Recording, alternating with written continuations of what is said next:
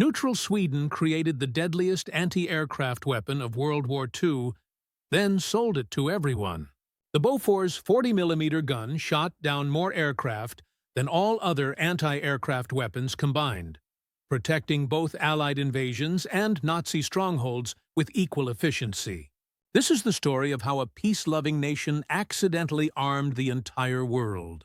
In 1928, Swedish Navy Captain Victor Hammer watched his fleet's anti-aircraft guns fail miserably during exercises. Every shot missed.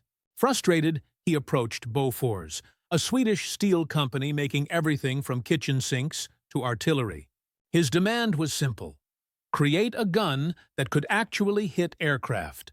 What emerged would destroy over 20,000 planes across 6 continents. The secret lay in Swedish precision engineering. The Bofors fired 2-pound explosive shells at 120 rounds per minute, 4 times faster than comparable weapons. Its automatic ammunition feed meant continuous fire. The hydraulic controls allowed one man to track diving Stukas or racing Zeros with fingertip pressure. But the real innovation was the Swedish-designed predictor sight that calculated where a plane would be, not where it was. Here's where the story gets complicated. Neutral Sweden happily sold manufacturing licenses to anyone with cash. By 1940, Britain, Poland, Norway, and Belgium were producing Bofors guns. So were Hungary and Finland, German allies. The United States paid $1 million for production rights. Japan reverse-engineered captured guns. Germany used Norwegian-built Bofors to defend Berlin. Swedish businessmen counted profits while their guns shot down aircraft on both sides. The numbers are staggering. American factories produced 60,000 Bofors guns. Britain built 19,000. The Soviet Union, without a license, copied thousands more. Japanese Type 5 guns were identical Bofors copies. German Flak 28 guns? Bofors built under occupation. By 1943, Swedish-designed guns defended every major port, airfield, and warship worldwide. USS Enterprise gunner James Morrison recalled his first Bofors experience. At Pearl Harbor, we had old 3-inch guns that took 30 seconds to reload. The Bofors never stopped firing. First kamikaze came in, I held the trigger down and watched it disintegrate 50 yards away. Those Swedish engineers saved my life. The gun's effectiveness bordered on absurd.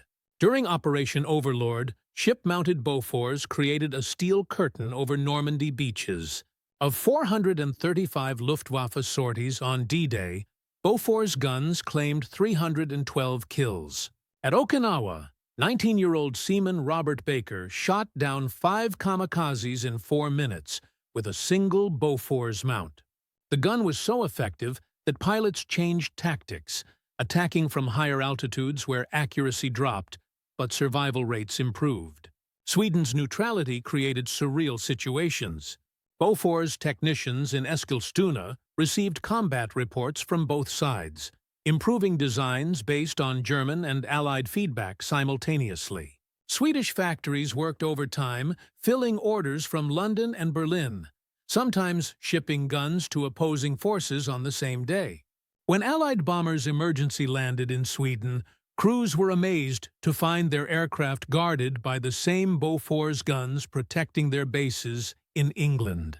The 40mm shell's 2,000-meter effective range filled the crucial gap between machine guns and heavy artillery. Its proximity fuse, added in 1944, detonated shells automatically near aircraft. This Swedish innovation increased kill rates by 400% overnight. Japanese pilots called them Black Dragons for the dark puffs that preceded death. Post-war analysis credited Bofors guns with destroying more Axis aircraft than fighters and heavy flak combined. The bitter irony: Swedish guns also shot down thousands of Allied planes. Neutral Sweden had created the ultimate equal opportunity killer.